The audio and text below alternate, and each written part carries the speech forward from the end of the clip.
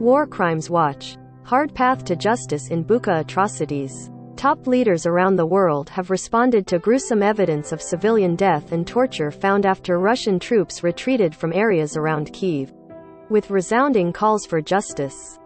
Brussels. The horrific images and stories tumbling out of Ukrainian towns like Bucha in the wake of the withdrawal of Russian troops bear witness to depravity on a scale recalling the barbarities of Cambodia, the Balkans, World War II. The question now: what to do with this suffering? With disclosures by Ukrainian officials that more than 400 civilian corpses had been discovered, a chorus has resounded at the highest levels of Western political power, calling for accountability, prosecution and punishment. On Monday, Ukrainian President Volodymyr Zelensky denounced the killings as genocide and war crimes, and U.S. President Joe Biden said Vladimir Putin was a war criminal who should be brought to trial. But the path to holding the Russian president and other top leaders criminally responsible is long and complex, international lawyers caution. Certainly, the discovery of bodies which bear signs of executions, such as gunshot wounds to the head, presents strong evidence of war crimes, said Clint Williamson, who served as U.S. Ambassador at Large for war crimes issues from 2006 to 2009. When victims are found with their hands bound, with blindfolds and bearing signs of torture or sexual assault, an even more compelling case is made. There are no circumstances under which these actions are permitted, whether the victims are civilians or military personnel who had been taken prisoner.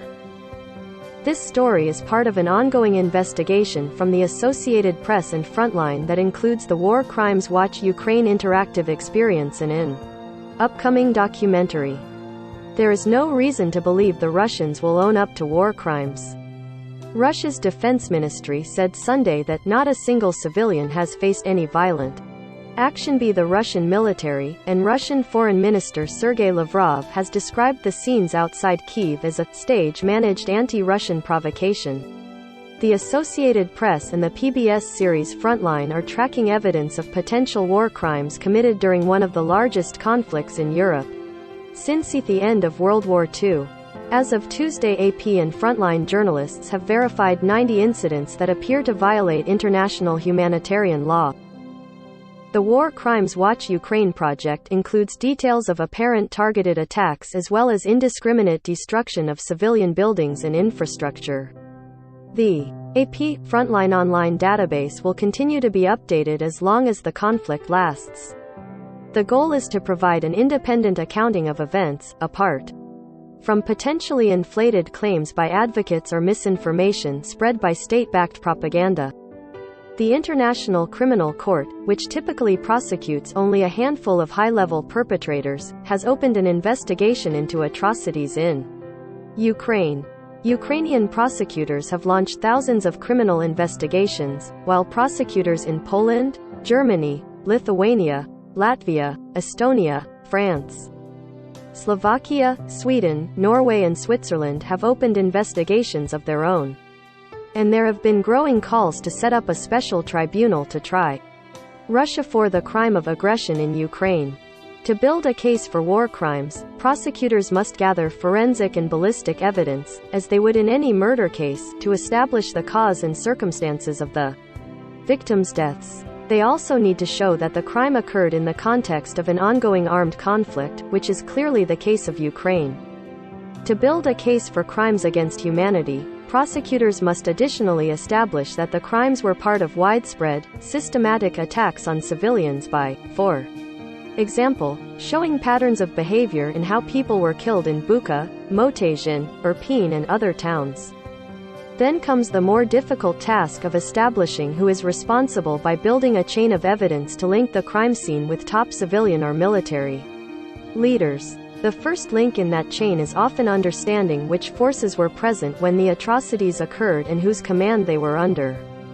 If you want to look into chains of command and perpetrators, it's important to analyze and gather information about which unit is where, said Andreas Schuler, Program Director for International Crimes and Accountability at the European Centre for Constitutional and Human Rights in Berlin. You need linkage, evidence from the entire military apparatus. Documents could be leaked, or witnesses could speak up and disclose internal planning operations. Building a case all the way to the top, to hold Putin and other leaders individually accountable for war crimes or crimes against humanity, will be tough, legal experts say. You've got to prove that they knew or they could have known or should have known, said Philippe Sands, a prominent British lawyer and professor at University College London. There's a real risk you end up with trials of mid-level people in 3 years and the main people responsible for this horror, Putin. Lavrov, the Minister of Defense, the intelligence folks, the military folks and the financiers who are supporting it, will get off the hook.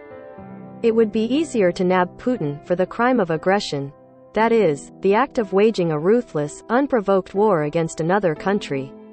But the International Criminal Court doesn't have jurisdiction over Russia for the crime of aggression because Russia, like the United States, is not a signatory. In March, dozens of prominent lawyers and politicians, including Ukrainian Foreign Minister Dmytro Kuleba and former British Prime Minister Gordon Brown, launched a campaign to create a special tribunal to plug this legal hole and try Russia for the crime of aggression in Ukraine. Negotiations are ongoing over how to actually set up such a tribunal so that it has broad legitimacy, either through an international body like the United Nations or under the auspices of a collection of individual states. The Nuremberg Tribunal was established by the Soviet Union, the United States, the United Kingdom and France to hold Nazi leaders to account after World War II. Sands, who also supports the initiative, said that whatever their legal weight, the images pouring out of Ukraine strengthen the political will needed to hold Russia accountable. You feel something is stirring. And I think that's the way the law works. The law does not lead. The law follows, and it follows realities in image Sands stories, and that's what causes things to happen, he said. The worse the horrors on the ground, the more calls I get about a crime of aggression tribunal, he added. Governments feel intense pressure to do something. But it may take an even bigger political shift to convict Putin in a meaningful way. Trials in absentia are not permitted at the International Criminal Court, and even if a special tribunal were set up that could try Putin in absentia, a trial without a perpetrator present might ring hollow. I'm really struggling to see how there is any plausible defense to the evidence we are witnessing, said Alex Batesmith, who served as a United Nations prosecutor in Kosovo and Cambodia and is now a lecturer at the University of Leeds Law School. But there's no way on earth Putin will surrender to the ICC or be arrested and brought to the ICC without major cross-continental conflict or internal political shifts in Russia which don't seem plausible.